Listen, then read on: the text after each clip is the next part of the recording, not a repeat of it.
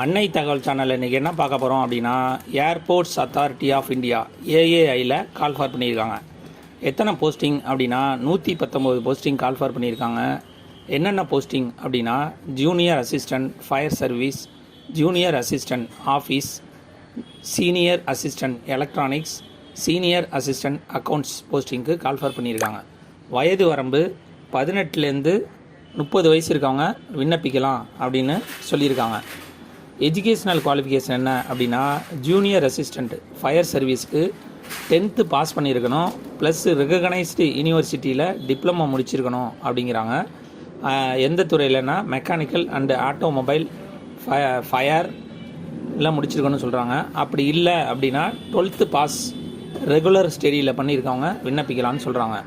அவங்களுக்கு driving licence valid heavy vehicle driving licence இருக்கணும் அப்படிங்கிறாங்க.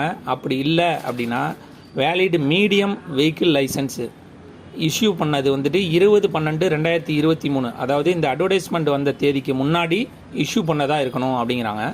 அதே மாதிரி வேலிட் லைட் மோட்டர் வெஹிக்கிளும் 20/12/2023க்கு முன்னாடி இஷ்யூ பண்ணதாக இருக்கணும் அப்படிங்கிறாங்க.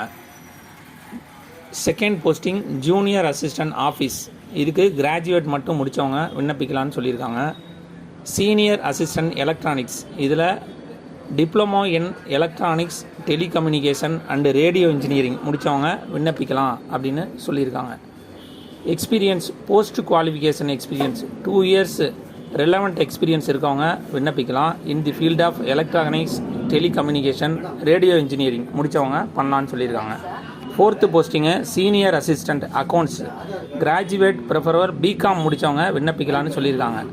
Experience post qualification experience 2 years முடித்தவங்க விண்ணப்பிக்கலாம்.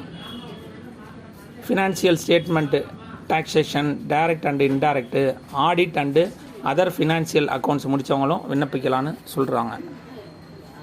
எக்ஸாம் சென்ட்ரு தமிழ்நாட்டில் எங்கே இருக்குது அப்படின்னா சென்னை மற்றும் மதுரையில் இருக்குதுன்னு சொல்லியிருக்காங்க. விண்ணப்பித்து வெற்றி பெற்று பணியில் சேருக. நன்றி, வணக்கம்.